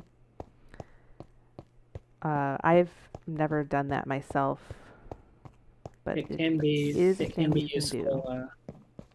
Sometimes when we do the creative camps, we ask them to we'll put it in daylight, and then after they've built a while, they'll be like, I want to see it in the nighttime, so then we can put it at nighttime and they can see all the lights and stuff, and then we can put it back to daytime so it's easy to see again. Yeah. Ugh, spider. There we go. All right. Well, I will make a vanilla realm. You guys will get booted in a second here. We were doing too good at this map anyways. Yeah, man. My boat traps. All right. So if you want to create just a basic no frills map, when you're at this entry screen here, you can click on Create New, and it gives you all these options for templates that you have or Realms Plus templates. But if you just want vanilla, nothing fancy, just at the very top, click on Create New World again, and it'll bring up this screen.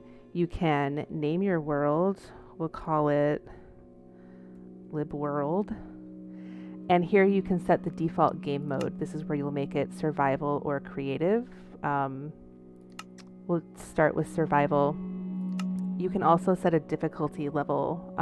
It defaults to normal, but you can do easy or hard. There's also peaceful. We'll just stick with normal for this. Some world preferences you can turn on for players to start with a map in their pocket. The map will have the starting area on it, so you can look at it and kind of see where you're at. There's also an option to turn on a bonus chest, and the chest usually has just some basics to get you started. Do you guys want a bonus chest, or should we just start with nothing? Decisions. I know you like bonus chests. We'll start with a bonus chest. Maybe that'll help us get a bit of a kickstart. All right, we'll start with a bonus chest, and then you can set the player permissions that people start as if they're joining from your invite. So if you set it to visitor, anybody who you send out an invite to will just start as a visitor. You can always change that later. We're going to leave this as member since I want everybody to be able to interact with my world. World type, I always just leave this on infinite, so as far as you run to a point, the world will just keep generating.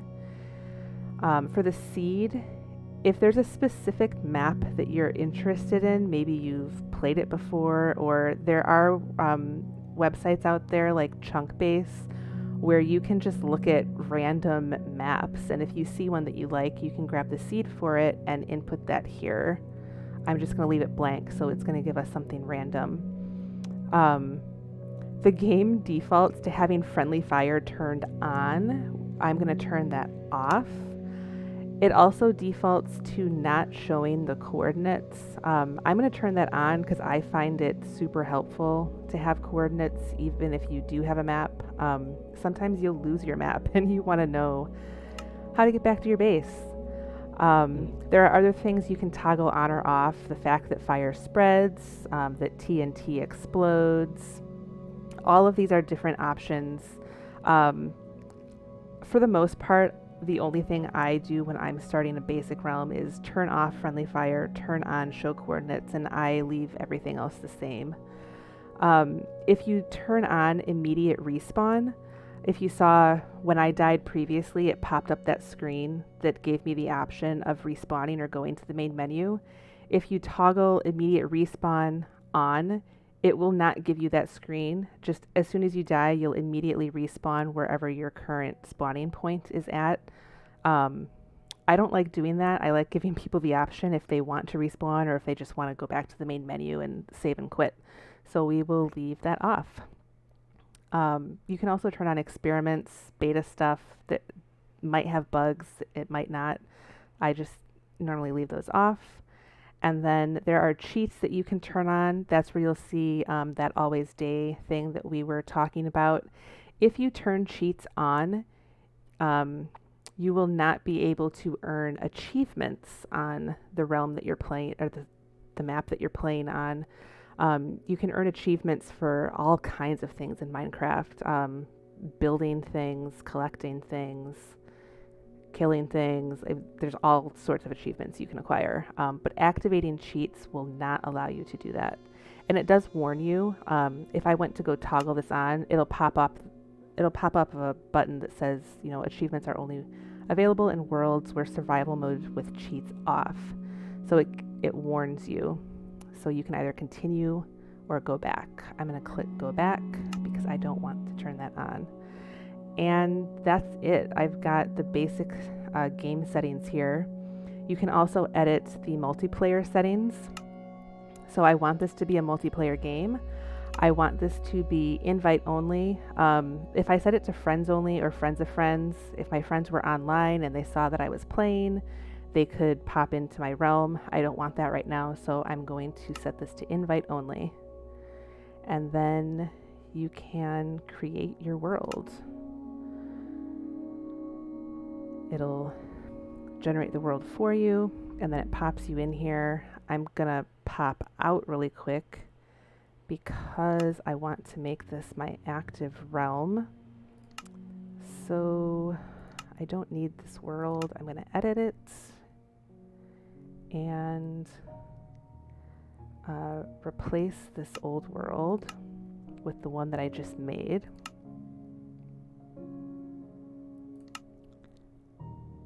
And that's all set. So now when everybody logs into my realm, they'll see the new world that we have. So you guys can join me now. All right.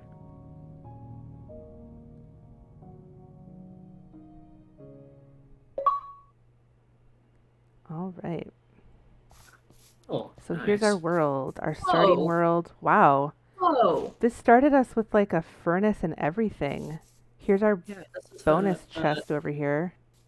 It's an abandoned village, so Yeah. no villager. Oh, zombie villagers are here. Hello, sir. This is a cool spawn. I've never You picked a good one. spawned next to an abandoned village before. That is cool. Yeah. This is so cool.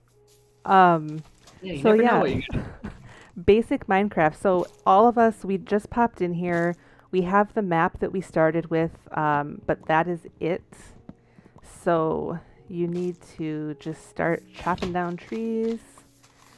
The bonus chest does give you a few basics, some wood and food. a couple tools. I won't grab any of that right now. I'm just gonna start chopping away. So you can chop down trees, just attack them, and you can get wood from those, and then you can use that wood to build tools. Tools usually work a little bit better. Yeah, tools definitely work a lot better than your bare fists, for sure. Most definitely. Get a few things here. Did anybody build a crafting table yet? If not, I will... I'm gonna try to find one in the village, and I kind of fell off of a cliff. Oh no. Oh, there's a crafting table up here. Yeah, Right there was, by wasn't there? in the house by the formerly Oh. occupied house here. Okay, The formerly occupied house. I am going to show just how to killed make a that guy. basic crafting table. So when you start with nothing he and moved you out don't there. spawn next to an abandoned village with all these cool things, once you have some wood and you hit E, you can use this wood to create planks. And the nice thing is you have this whole recipe table here. So, you know, back in the day, you didn't have a recipe table and you had to just figure out what combinations of items made things.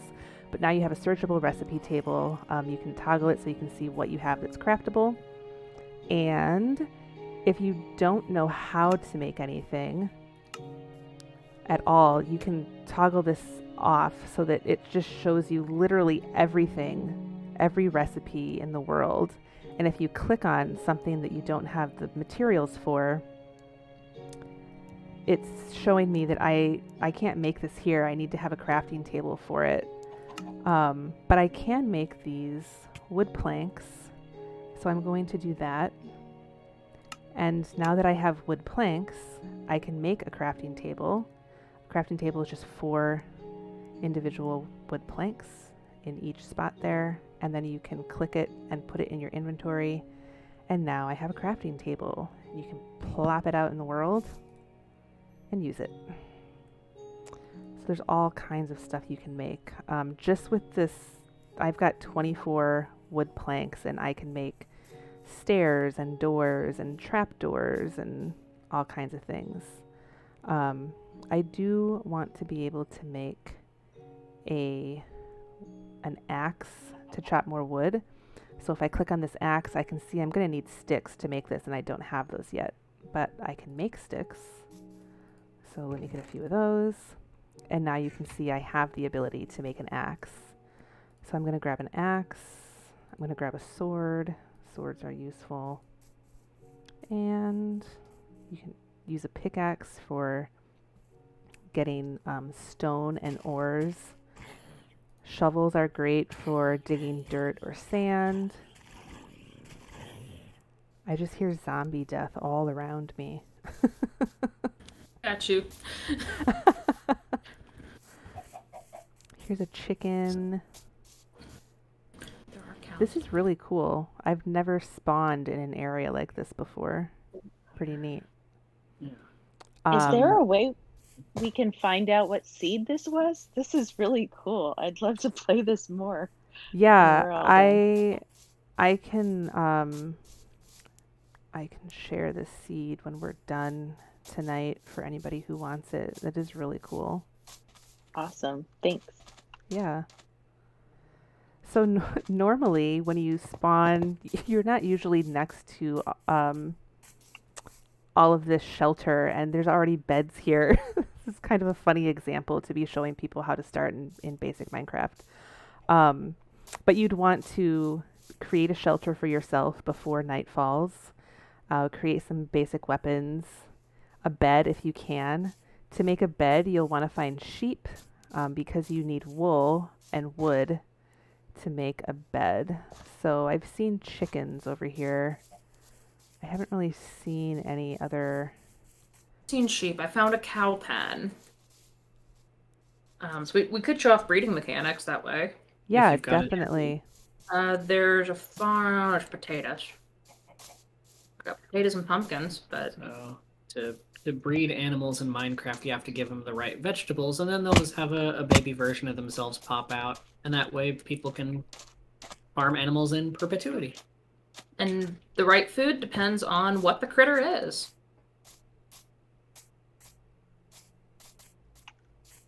Is there any wheat in the village? I don't think so. I think I've just seen potatoes and pumpkins. Ah, I don't know if Taiga villages come with. um, Oh, there are sheep, because I'm watching wolves get them. that's fine. It's fine. Ooh, I have some seeds. Seeds will Nice. make wheat no matter where we get them, right? True. Correct. Yes. Yeah, and seeds you can use to breed chickens. Chickens are great because then you have the eggs for other recipes. You can get feathers and, of course, chicken. And feathers are good for arrows or for quills if you want to be writing book. That's the ultimate goal in Minecraft. You just want to write all your autobiographies. Right? Oh, I found 3 Um, obsidian. That's not really useful, but These sweet berries, you just saw Vanessa got attacked by them. They are dangerous. But tasty. They are tasty, and foxes like them. I did see some foxes, but there are wolves around, so Yeah. The wolves murder all the other animals. I mean, so does the fox like to go after chickens and sheep. Oh, here's some bunnies. Somebody said they were carrots, right? I saw potatoes. Oh, potatoes. Okay. Yeah, you can use carrots to breed bunnies, but actually, this is looks like an adult bunny and a baby bunny. So cute. I heard a cow. there's not one anymore. There's not one anymore. That's okay. We do You- have a. I was gonna say you can milk cows in Minecraft if you make a bucket. And in general, animals usually provide the best source of food, but we do have a girl in our Minecraft club who she's vegan in real life and doesn't like to harm the animals. And so you can absolutely subsist off berries and carrots and potatoes. You can make baked potatoes. So there's lots of ways you can stay alive and healthy in Minecraft without having to hurt animals for food and profit. Yeah, Got some easily visible coal if you've got a pick. I do have I have a pick.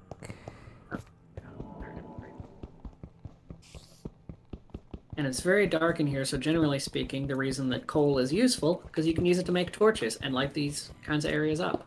It's also a fuel source for smelting your ores or cooking your food. And you can get a lot of experience mining coal.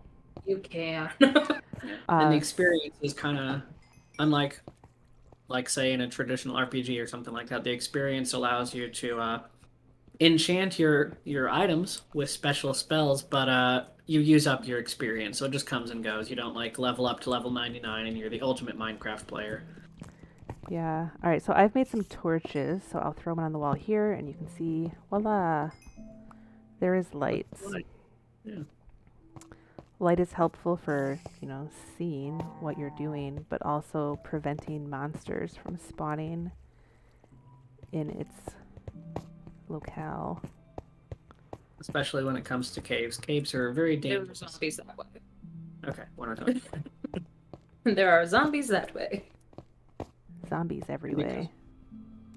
And because Minecraft it updates pretty regularly, they seem to do a major update about once a year, and what they're currently working on is a caves and cliffs update. So it's going to add even more caves and, well, cliffs and stuff like that. so to keep up with Minecraft, it's always something new. And night is starting to fall, so It is. if there are enough beds in this abandoned village, we can...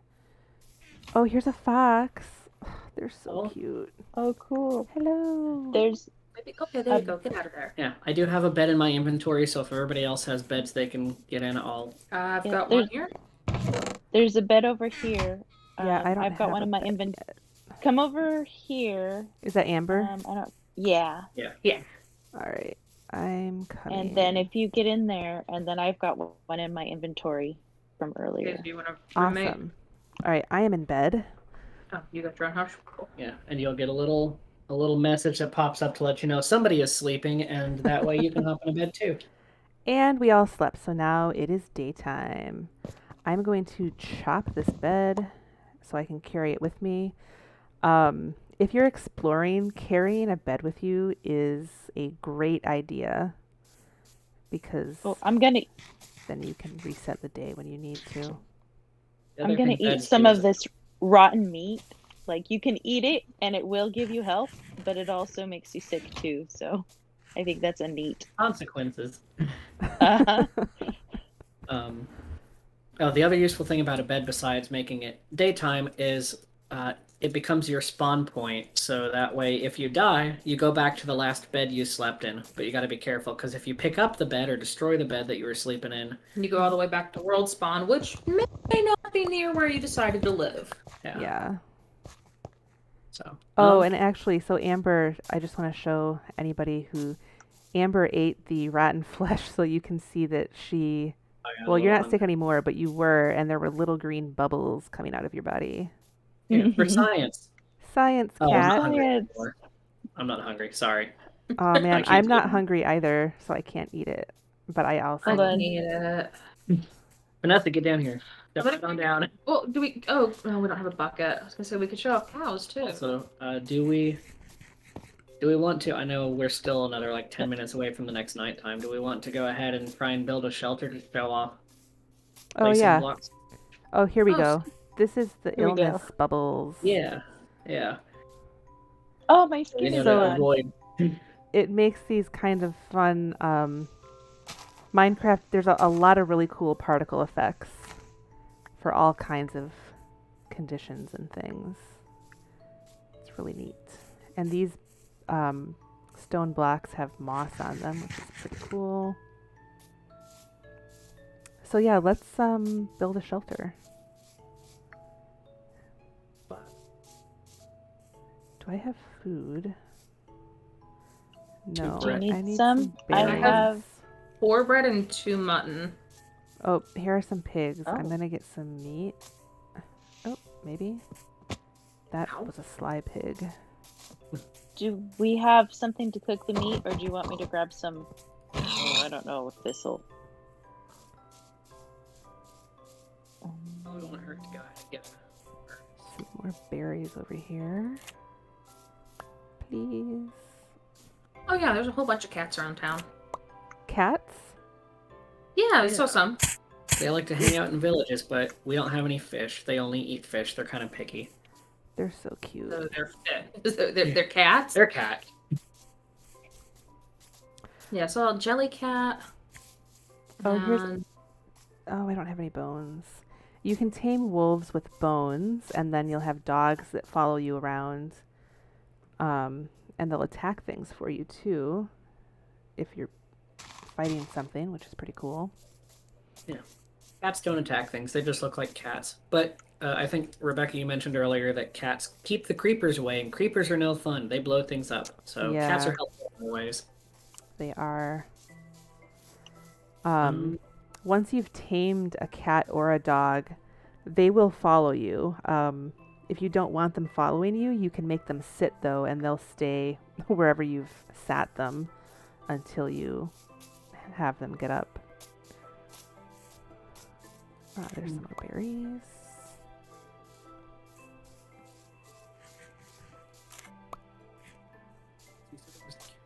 Oof. Ah. I did, but I haven't been able to re-find the cow pen. I found it and then I lost it. You lost what? Oh, the cow. I found a cow pen. And I can't- Oh. Seem to relocate it.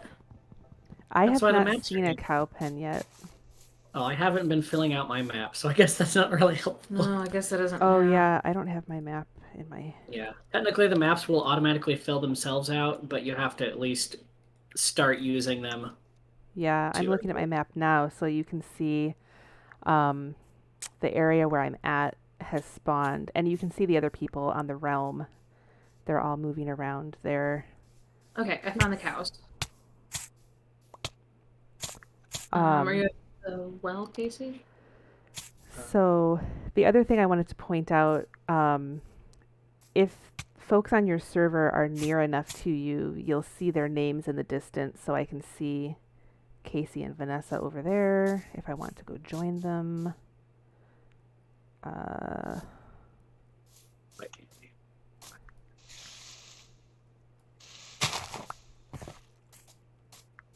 You can see them through walls, and so if someone's hiding underground, Yep. then they need to... I hear cows. I found the cow pen. Did you kill the Ah. cow? Why would you do that? There was only one. We could There's have waited just a to baby bake cow. you up. We could have bred him. No? Okay. Oh. There we go. Okay, be free. Flee. The game Hey, little does cow. not reward you for killing baby animals. You get no loot. You get no nothing. XP. Yeah. So you're just a jerk if you beat up helpless baby animals. Okay. And this is a Is there a- path. Oh, there's another pen down here. I wonder what it's for. Oof. That was a fall. If you fall Oh, too this is just far, a you porch. take fall damage. Oh man. I found a This is- kitty. I wish I had fish. It's across the pond. Where is? I have some wool. I have some string. I'm getting Cats string. will run away from you if you try to approach them. Even if you have fish, if you are like running at a cat, it will run away. But if you stand still and hold out some fish for them, they will approach you. I might have a fishing rod here in just a second if I can put down a crafting table. So if you want to demonstrate how to... Whoa, okay. Sand. Sand? Yeah.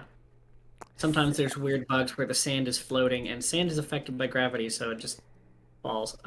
Here, have a fishing rod. You can... Oops. There you go. Yay. All right, let me equip the fishing rod. And we'll see if we can get some fish. And taming a cat is not an exact science. So some cats, it'll take, more fish than others for them to love you. I think it's 1 in 8 odds. Never tell me the odds. They're cats. They're fickle, Just like real cats. right? Yay, I caught a fish. I want to catch at least, 3.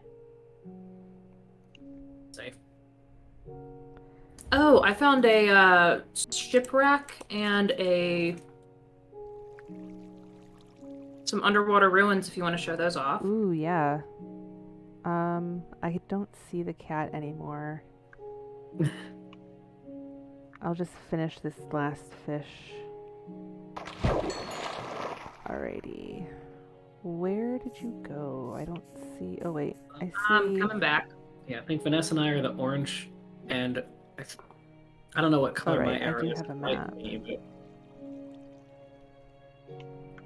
and that's one of the reasons maps can be handy, is not just if you're lost, but if you've got other people saying, hey, come to where I am. I don't know where you are. I'm here. I came back. So, I can show you the way. I am green, I guess. Oop. Every time I open my map, without fail, when I try to close it, I hit escape instead of just another thing. Alright.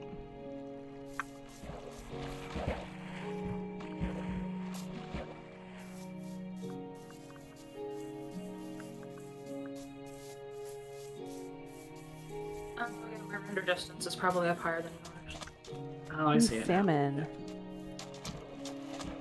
Yeah, you don't have to fish. You can just punch the You fish. just punch the fish. You That's- can, yeah, That's just what I was looking punch for. the I salmon. was looking for some fish to punch. Oh, cool. I see it. Alright. Because water can be treacherous. May not be able to do a whole lot here, but Oh wait, we're in bedrock, so I'm diving doors don't hungry. work. I should eat. So sorry.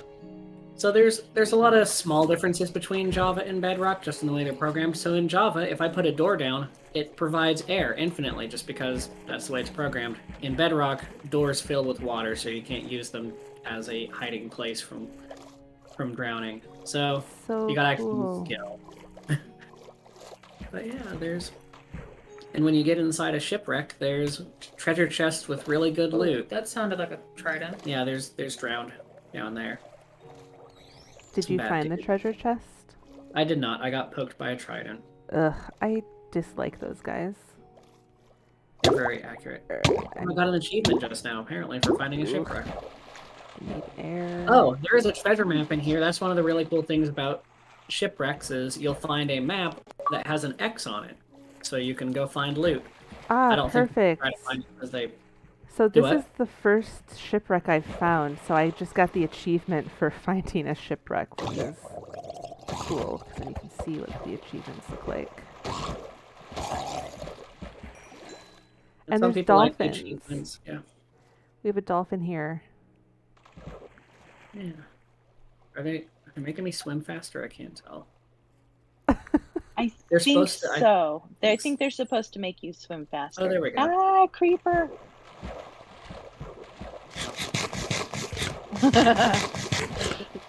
It is nighttime and we're in the ocean. Yeah. That used to be a safe place. You used to be. So I'm gonna come over this way. The moon looks pretty. Oh yeah, coming up over the trees there. Oh, what's that over there? Oh wow, look at all these. All the kelp or seaweed or whatever it is. Kelp. There's a coral reef. Yeah, there's a reef over here. It's really pretty. And you can see all the glowy bits. I mean, it's really, and this is just, you know, basic. I didn't add anything special to this. It's just really fun, and there's a lot of pretty stuff in here without doing anything fancy. Sometimes it's nice to just open the world and walk around and explore. I mean, there's a whole lot of neat stuff that pops out. Yeah. We are coming up on 9 o'clock. I'm fine to play a little longer if the rest of you want to. But it is up to you. I know this was scheduled just till 9 Central. Got some Whichever zombies is over there. here. Is there anything else you'd like to demonstrate during this live stream? Is there anyone who's watching our live stream who has any specific questions or things that you'd like to see? Pop those questions in the chat. I think we just have a handful of folks left watching. So if I see some questions come up in the next couple minutes, we can address those. Otherwise, we can say goodnight.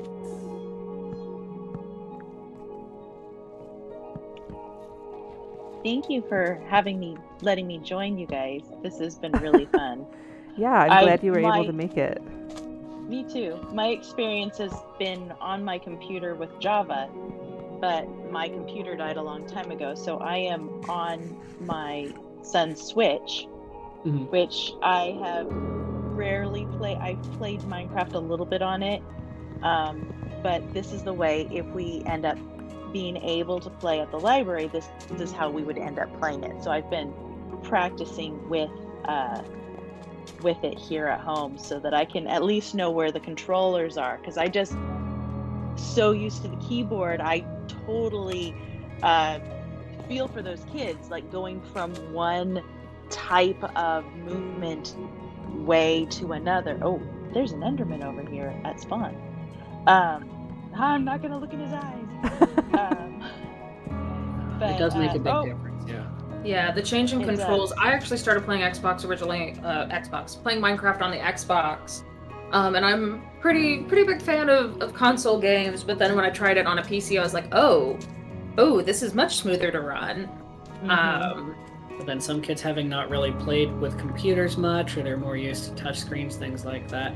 Honestly, we did like being able to host kids who don't have copies of Minecraft in person, but then we also know there's a big benefit to letting the kids play with the devices that they already know. we used to probably spend, 15, 20 minutes at the start of every Minecraft club in person going over the keyboard controls. I had like a reminding them. poster board made up of like, this is what WASDA means, this is how you hold your hand, this is how you use a mouse. Yeah, and so it's a very different experience, but it's neat to be able to play cross platforms. Definitely. Yeah. How's it on the Switch? And so I've played it on the Switch. I'm currently playing it on my PC, but I've also played it on my iPad. We have Minecraft on. Oh, there's an Enderman right over there. Do not look at it. It will get angry and beat you up. Squid. But the controls on the iPad, to me, I am terrible at playing this on the iPad. But our kiddos at the library, I mean, we have it on all of our iPads at the library, and they are great at it. But you can also connect a PS4 or Xbox controller to the iPad and play that way, which is something my husband was doing the other day to test it out, and it works really well. So that's another option. And that's, I think, iPad, the mobile tablet versions, Android, iPad of Minecraft are the cheapest. So if you do have iPads or Android tablets already available, that's the cheapest way to get multiple copies. I think it's, at least last time I looked, it was $7 a piece. I think that sounds right, because we had talked about grabbing a copy just to play with the controls some. So that's something that we run into because we do virtual now, is we'll have kids be like, how do I do this thing? And I'm like, just right click, guys. What platform are you on? Right. And so that's been a little bit more work for us, doing some troubleshooting stuff, but it's been really interesting. I know we've got one kid who like exclusively plays on iPad, and just out of interest, I tried playing. My laptop has a touchscreen, so I was like, well, I know it won't be exactly the same, but I'll give it a shot. And I was like, no. Yeah, and for some kids, it works really well. So. Yeah, and the other nice thing, if you're playing on console, when I have my nieces and little cousins visit, we'll play on the Switch, and you can play multiplayer and have split screen so that you can all play with just one copy of the game, which is another nice thing. That is nice. Yeah, that is nice. Are we sleeping? Sorry. Did you not steal a bed, Casey? I have a bed. A bed. Okay. It tells you when the first person sleeps, but it doesn't tell you if everybody else is sleeping. So sometimes when we're playing, it's kind of a roulette of I got in bed and then I got back out of bed, but other people got in bed. And... Is any? Okay, there we go. Oh, there we go. There's a skeleton here. So now you can see right at the end. the mobs will burn in the sunlight. So when the day comes, they will seek shelter unless you are immediately available for them to attack. That skeleton, because he's in the water, doesn't catch on fire. Realism. Right. There are some logic components involved. Nice. So Casey has built this little structure. It's got a bed and a pumpkin. Yeah. It's very rudimentary, but it's enough to keep the mobs out. Normally I'd put a door here, but I think I ran out of wood. So I have wood. I think I can... Oh, I don't have enough to make a door, apparently. Sorry, I'm standing in the way. Got some steps. Steps in Minecraft make it easier to go up blocks, which is nice. Oh, here's a glow squid. They're really cool. They have little glowy particles that are around them, which are fun. Bye. But hey, you reset your spawn, so you're here. Oh yeah, see, so instead of going back to the beginning, I'm in my little shelter here. And all my stuff is just floating in the water. There's so much stuff floating in the water. So I have not seen any questions come through on chat for us here. So if we'd like to wrap up, we can do that. But if you do have any questions, you can feel free to ask us in the GameRT group on Facebook, which is the League of Librarian Gamers. There's a ton of people in that group and a lot of knowledge. So feel free to post questions about Minecraft or any gaming in library questions, and you will surely find some answers there. There is also a GameRT Discord server. The link for that is posted in the Facebook group, or it's on the GameRT page on the ALA website, and you can just search for the Games and Gaming Roundtable to find that section of the website. So I think for now we will sign off. But thank you, Vanessa and Casey, for coming to talk with us today. You guys have done a lot of programs, and it's been really great hearing what you guys have done at your library. Absolutely. And Thank you for having us. We appreciate being able to share that. yeah, and thanks to Thomas isn't here with us anymore, but thanks to Thomas for sharing his experience with Minecraft Education Edition. And thanks to Amber for joining us to play for a bit. It's been a lot of fun. Surviving with us, yeah. Yeah, thank you so much. It's been a lot of fun, and I've learned a lot, and I definitely appreciate all the resources to be able to take them back to work and say, hey, look, there are lots of different ways to do Minecraft, and just help me find a way that works with our system. So that'll be, hopefully there'll be a lot more ideas. I've got the IRL stuff down though, so if you need somebody to make a block, paper blocks are my jam, so I can help you out with that. Awesome. All right. Well, then for everybody at GameRT, thank you for joining us for our Play and Learn Minecraft event. And don't forget to check out, I posted the link in the chat for our upcoming webinar. It'll be on September 2nd. We've got a webinar on games in academic libraries. We've got a fantastic panel to chat about that. So we look forward to seeing everybody at our future events. And for now, have a great weekend and keep gaming.